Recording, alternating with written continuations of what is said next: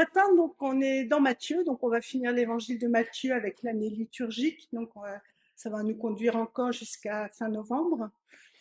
Donc on est vers la fin, donc Jésus est entré à Jérusalem, et puis donc il a commencé son enseignement au temple. Et le moins qu'on puisse dire, c'est que cet enseignement n'est pas tendre avec les autorités du temple, parce que Jésus estime qu'elles ont complètement perdu tout cap éthique, et donc il dénonce en 3 paraboles qui s'empilent à la fin du chapitre 21 et au début du chapitre 22, 3 paraboles qui disent en fait l'iniquité du pouvoir du temple.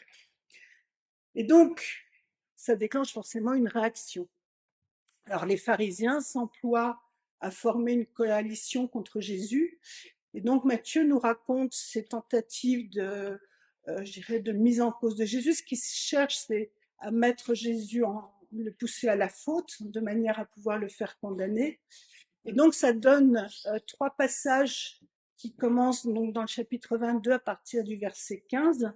Et puis ces 3 passages qui font penser un peu à 3 combats de judo, parce que les pharisiens arrivent à chaque fois avec des alliés différents.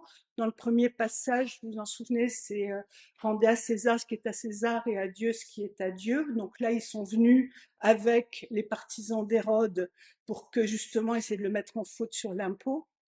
Et puis dans le dernier passage, donc celui sur lequel on méditera dimanche prochain, c'est le passage où ils viennent avec les spécialistes de la loi pour demander à Jésus quel est le plus grand commandement. Donc on verra ça dimanche prochain. Et puis entre les deux, il y a un passage qui n'est pas au lectionnaire, donc qui court du verset, alors ça doit être le verset 23, c'est ça, du verset 23 au verset 33. Donc c'est un passage où cette fois-ci ils viennent avec les Sadducéens. Donc les Sadducéens, c'est le courant juif, donc qui a le pouvoir au temple, donc qui rassemble les prêtres et toutes les autorités, le conseil du temple, lequel pouvoir avance main dans la main avec les occupants romains, donc c'est des collaborateurs, on va dire. Et donc ils viennent avec les Sadducéens pour c'est le deuxième de ces 3 combats de judo. Alors, celui sur l'histoire de l'impôt, donc on l'a déjà en fait médité parce que je me suis pris les pieds dans le tapis dans le lectionnaire, parce qu'en fait je travaille en même temps les cultes et puis en même temps les cultes que j'envoie pour la page notes bibliques et prédications sur le site de l'église, et là on travaille avec 6 semaines à l'avance. Alors je ne sais pas ce que j'ai fabriqué, mais j'ai cru le 24 septembre à Chelles que c'était le texte du jour. Pas du tout. C'était le texte d'aujourd'hui. Mais quelque part, l'esprit souffle, parce que le fait que je l'ai déjà traité, je vous renvoie au culte du 24 septembre sur donc ce premier combat de judo concernant l'impôt. Et ça nous laisse aujourd'hui, où c'était en fait le texte du jour, mais donc que j'ai déjà traité, pour traiter le texte qui n'est pas au lectionnaire. Et s'il fallait qu'on attende, il faudrait qu'on attende 3 ans pour méditer sur ce texte. Moi, je trouve que c'est vraiment dommage, parce que dans tout l'évangile et dans toute la Bible, c'est le seul enseignement concret que Jésus nous donne sur la résurrection. Donc c'est quand même pas rien. Donc ça, je trouve, ça vaut la peine qu'on s'y attarde. Et puis en plus, il fait un triptyque avec les 2 autres. Donc voilà, on va méditer donc ce matin sur le deuxième combat de judo, donc en Matthieu 22, les versets 23 à 33. Alors avant, je vous invite à la prière.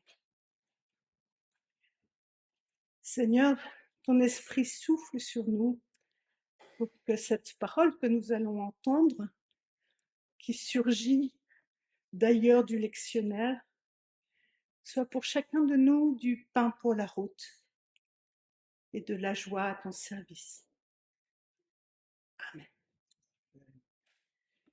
Matthieu, donc chapitre 22, les versets 23 à 33. Le même jour, les Sadducéens vinrent auprès de Jésus. Ce sont eux qui affirment qu'il n'y a pas de résurrection. Ils l'interrogèrent de la façon suivante. Maître, voici ce que Moïse a déclaré. Si un homme a un frère qui meurt en laissant une femme sans enfant, il doit épouser la veuve pour lui donner une descendance à celui qui est mort. Or, il y avait parmi nous 7 frères. Le premier se maria, mourut sans avoir de descendance, et laissa ainsi sa veuve à son frère. Et il en fut de même pour le deuxième frère, puis pour le troisième, et pour tous les 7. Après eux tous, la femme mourut à son tour. À la résurrection, duquel des 7 sera-t-elle donc l'épouse? Car ils l'ont tous eue comme épouse. Jésus leur répondit, vous vous égarez parce que vous ne connaissez ni les Écritures, ni la puissance de Dieu. En effet, quand on ressuscite, on ne prend ni femme ni mari, mais on est comme des anges dans le ciel. Pour ce qui est de ressusciter d'entre les morts, n'avez-vous pas lu ce que Dieu vous a déclaré? Il a dit, moi je suis le Dieu d'Abraham, d'Isaac et de Jacob. Dieu, ajouta Jésus, n'est pas le Dieu des morts, mais des vivants. Tous ceux qui l'avaient entendu étaient impressionnés par son enseignement. Alors c'est vrai qu'aujourd'hui, la biologie, elle nous explique que nous transmettons notre ADN à nos descendants.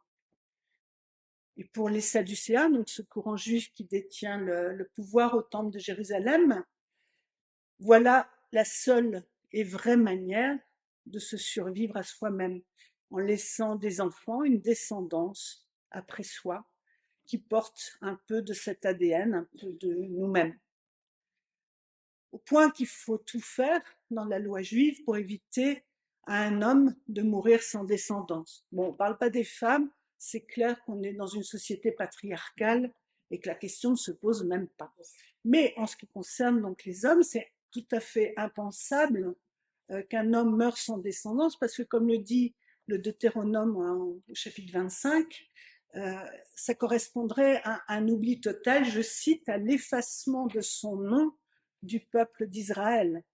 Donc c'est la mort de la mort, quoi. Je veux dire, à partir du moment où même le nom est effacé du peuple, il ne reste plus rien, et ça n'est pas imaginable. Donc il faut que l'un des frères de celui qui est mort épouse sa veuve pour lui susciter une dépendance, et le premier-né de cette union portera le nom du frère mort, en perpétuant donc ce nom au sein du peuple d'Israël. Donc susciter une descendance. Et donc c'est, vous savez que j'aime bien revenir aux sources, et donc en fait ce verbe il traduit un verbe grec qui est anistémie, et c'est pas par hasard que les Sadducéens utilisent ce mot, parce que c'est le même verbe anistémie, donc qui a donné le mot anastasia, d'où le prénom Anastasie, qui, en fait, on traduit Anastasie par résurrection. Donc, ils choisissent ce mot très précisément pour exprimer que dans leur pensée, il faut susciter une dépendance, susciter anistémie, c'est-à-dire c'est ça qui va être la résurrection de la personne qui est morte. Alors, quand on regarde anistémie, en fait, il y a deux composants dedans.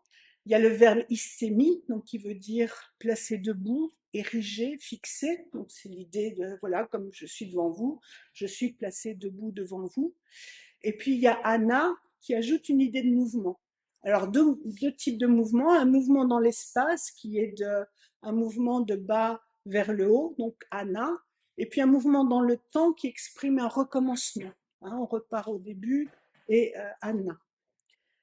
Donc la résurrection, Anastasia, c'est le fait de donc se placer debout avec ce mouvement-là, c'est le fait de surgir. Et donc on a mis un re devant, donc ressurgir, resurrection, pour signifier que c'est un recommencement. C'est-à-dire on était debout, après on était couché parmi les morts, et on surgit à nouveau debout, on est ressuscité. Et donc, si les Sadducéens utilisent ce verbe, c'est bien pour marquer donc que la vie après la mort, pour eux, c'est pas au ciel que ça se passe, mais ici-bas, dans les enfants qui nous sont nés. Ils sont dans la logique de la reproduction, je dirais sans mauvais jeu de mots, ils sont dans la biologique. Mais la logique de Jésus, et comme nous le martèle Paul aussi, c'est pas du tout la biologie. La logique de Jésus, comme celle de Paul, donc ce n'est pas dans la chair, mais dans le sens spirituel, dans l'esprit. Et donc Jésus explique aux Sadducéens que dans le spirituel, c'est pas l'ordre biologique qui prévaut. Il s'agit pas d'assurer les conditions d'une reproduction biologique. C'est pour ça qu'il dit on ne se marie pas. Il n'y a pas besoin de se reproduire. C'est pas là que ça se passe. On est, nous dit Jésus, comme des anges dans le ciel. Là, je suis dans la chair. Donc, quand on est dans la résurrection, on n'a pas besoin de se moucher, on n'est pas dans la terre, on est comme des anges dans le ciel. Et donc, Jésus recadre la compréhension qu'il faut avoir de la résurrection. Alors après, un bon rabbin, il faut qu'il le démontre, et il le démontre donc selon les principes de l'argumentation rabbinique, qui est que en fait ce sont les Écritures qui servent de validation de ce qu'on annonce. Alors pour ça, il choisit le seul texte qui vaut, c'est celui qui est en Exode 3. Donc vous savez, vous vous souvenez, Moïse est en train de faire paître les troupeaux, puis tout d'un coup il voit une lueur là-bas, il s'approche, et il voit un buisson en feu qui ne se consume pas. Et donc, au cours de cet échange, donc il se rend compte que c'est l'Éternel qui se donne à voir à lui. Et quand il lui pose la question, mais qu'est-ce que je vais dire aux Israélites vers lesquels tu m'envoies quand ils vont me demander ton nom? Donc la voix qui sort du buisson répond Ayez et cher ayez, c'est-à-dire une façon d'englober le verbe être dans son présent, son passé, son futur. Il lui répond en fait je suis l'existence de toute éternité, je suis le principe de vie de toute éternité. Et le mot Yahvé donc englobe ce verbe être dans ces trois, dans ces trois temps-là. Donc, c'est pour ça d'ailleurs dans certaines de nos Bibles, on a cette jolie traduction Yahvé par éternel pour bien traduire cette idée qui a donc le verbe être au passé, au présent, au futur, un principe de vie de toute éternité. Donc, la démonstration de Jésus, c'est que si celui qui se désigne comme Dieu, principe de vie de toute éternité, forcément ce Dieu-là ne peut pas être le Dieu des morts. Ça n'a pas de sens. Et donc, s'il se présente aussi comme le Dieu d'Abraham, d'Isaac et de Jacob, c'est que Abraham, Isaac et Jacob ne sont pas morts, mais vivants. C'est QFD, la démonstration scripturaire de Jésus face aux Sadducéens. Et donc, pour dire vivant, l'évangile, quand on regarde le texte, il n'a pas utilisé, il y a un verbe, toujours on a cette racine bio, donc il y a un verbe qui s'appelle bio, qui désigne la vie en tant que processus. Donc c'est la reproduction, c'est tous les processus d'alimentation, tout ce qui fait que c'est la vie. À ce moment-là, il y a le verbe bio. Mais Jésus n'est pas dans la logique de la vie en tant que processus, il est dans la logique de la vie en tant que choix. Qu'est-ce qui permet ou pas d'être vivant?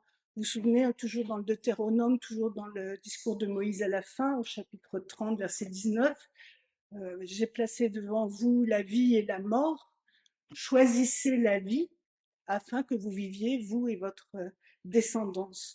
Et donc, dans l'évangile, le mot qu'on retrouve, donc c'est pas le mot bio en tant que processus, c'est le verbe zoo, qui veut dire vivre en tant que ne pas être mort. C'est l'opposé du fait d'être mort. Donc, ça insiste sur la vie, en tant que choix. Alors, j'ai dit que c'était un passage donc, qui était en triptyque entre celui d'avant sur l'impôt et rendez à César ce qui est à César et Dieu ce qui est à Dieu. Et celui d'après, c'est donc la question sur le plus grand commandement qu'on verra dimanche prochain. Et donc, ces trois volets-là, ces trois combats de judo, visent de la part des pharisiens à essayer de coincer Jésus. Voilà, donc là, c'était les Sadducéens qui arrivaient sûrs de leur bon droit, parce que c'est tellement ridicule de penser que cette femme va être en même temps la femme des 7 frères, que voilà, ils étaient persuadés d'avoir raison et puis que Jésus il trouverait rien à dire. Et à chaque fois, quand vous relisez les passages, c'est vraiment le combat de judo. Jésus renverse contre eux leur propre force pour, leur clore le bec. Et donc là, Jésus répond à cette question sur la résurrection en disant vous n'y connaissez rien. Il répond avec Exode 3, donc, où Dieu se désigne lui-même, et il dit cette force de vie, ce principe d'existence, nous force à la vie spirituelle et pas la vie contre la chair. Et donc, c'est un passage, moi je trouve intéressant de voir que c'est un passage qui n'a pas eu une grosse postérité dans nos églises, certainement moins que le passage qu'on verra dimanche prochain sur le plus grand commandement qui, chez Luc, se prolonge avec la parabole du bon samaritain. Et je trouve ça intéressant parce que, en fait, c'est les seules explications concrètes qu'on ait sur la résurrection.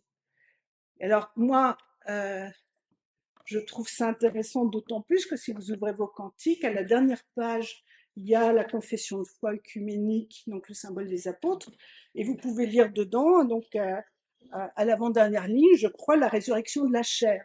Le texte ne nous dit absolument pas ça, il nous dit l'inverse. Donc, moi, ça, quelque part, je trouve ça réconfortant, je trouve que c'est une contradiction quelque part qui me rassure. Parce que, et qui me rassure d'autant plus que Jésus fait référence donc à Abraham, Isaac et Jacob.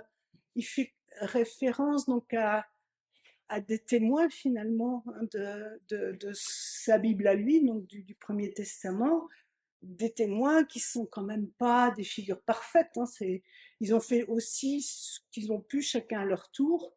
Abraham a quand même envoyé Agar au désert avec son premier-né et elle a fait qu'elle se débrouille, voilà. Il l'a envoyé quand même à la mort. Isaac, bon, ça l'arrangeait bien que Rebecca prenne ses décisions à sa place. Et puis Jacob, il monte tout un truc pour récupérer le droit d'aînesse contre un plat de lentilles avec Ésaü, puis après il monte une supercherie auprès de son père. Voilà, donc moi je trouve que c'est des témoins auxquels on peut s'identifier relativement facilement quand même, qui sont faits de pâtes humaines, et puis qui s'emploient, je dirais, vaille que vaille, avec ce qu'ils ont, à essayer de suivre le chemin auquel Dieu leur invite. Et donc être vivant pour Jésus, c'est pas j'irais suivre une perfection. Alors, c'est vrai que toujours dans le Sermon sur la montagne, il y a soyez parfait comme votre Père est parfait, mais ça peut faire l'objet d'une autre méditation parce que c'est pas la perfection en tant que zéro défaut qui est évoqué là, mais là, ça demanderait tout un autre développement. Non, il nous demande, il nous met devant nous des témoins comme Abraham, Isaac et Jacob. Et puis en fait, euh, on se rend compte qu'on revient dans cette pensée biblique où la métaphore de la vie, c'est le voyage à pied. Et donc, ce voyage à pied, encore faut-il être debout et marcher. Et donc, il faut se lever. Il y a un moment, si on veut se remettre à marcher, il faut se lever et pas rester assis sur le bord du chemin. Donc, dans cette pensée biblique, le voyage à pied, donc c'est la métaphore de la vie. Et puis, donc, être heureux, c'est être debout en chemin, debout en marche, sur la route à laquelle nous sommes invités, sous le regard de Dieu. Donc heureux traduit dans les psaumes, alors on l'a vu tout à l'heure dans les béatitudes, mais les béatitudes en fait reprennent l'expression qui est dans les psaumes, donc ashrei, et ashrei c'est la même racine que ashara qui veut dire marcher. Heureux en hébreu, ça veut dire je suis en marche debout sous le regard de Dieu, c'est ça la compréhension du bonheur. Et c'est vrai que le mot béatitude ne rend pas tellement justice à cette compréhension, parce que béatitude, ça renvoie à béat, je suis, voilà, alors que c'est pas du tout ça la compréhension du bonheur dans notre Bible. Hein. Souvenez-vous au moment de l'ascension, les anges qui viennent dire aux disciples, mais qu'est-ce que vous faites là? Regardez le ciel, retournez à Jérusalem, voilà, marchez, remettez-vous en marche. Alors encore faut-il choisir le bon chemin. Et donc c'est pour ça que j'ai rappelé ce passage donc, tout à l'heure pour la volonté de Dieu concernant le fait de choisir des choses, enfin de mettre donc de se mettre des choses dans le royaume des cieux comme importantes et pas sur terre, parce que là, elles seront vouées à la destruction, parce que, dit donc la fin de ce passage, là où est votre cœur, là sera votre trésor. Et j'ai peut-être déjà raconté, donc j'ai marqué par un échange avec nos jeunes à Bourg-en-Bresse, parce qu'on discutait de ce passage, et puis j'expliquais que dans la pensée biblique, le cœur, c'est pas comme dans notre civilisation, le siège des émotions. Dans la pensée biblique, les émotions, elles sont dans le ventre. On a ça dans le Nouveau Testament. Jésus fut pris aux entrées, ça veut dire il fut très ému. Non, le cœur, c'est le siège de la raison. C'est là qu'on décide. Et c'est là qu'une jeune me dit, mais quand même, le cœur, c'est le sang, c'est la vie. Alors ça veut dire, et ça j'ai trouvé ça superbe pour toutes les réflexions concernant la fin de vie, ça veut dire qu'être vivant, alors, c'est décider. J'ai trouvé ça très beau. Et c'est vrai que ça rejoint tout à fait ce texte-là, parce que être vivant, ça veut bien dire décider sur quel chemin on va s'avancer. Alors, par moments, on est comme Job ou comme les habitants de Ninive, dans le livre de Jonas, on est assis par terre sur le sac et dans la cendre, paralysé par la peur ou la souffrance. Et c'est ce moment-là qu'il faut faire appel à ce Dieu, donc ce Dieu des vivants, pour pouvoir décider quel chemin prendre et puis se mettre en marche. Et donc, pour se mettre en marche, il faut se relever, il faut ressurgir, donc à l'hystémie. La résurrection, si on écoute Jésus, c'est tous les jours que ça se passe dans nos vies, quand on se lève pour se remettre en chemin. Et être heureux, donc, c'est être sur le bon chemin, sous le regard de Dieu. Parce qu'il n'est pas le Dieu des morts, mais le Dieu des vivants. Amen.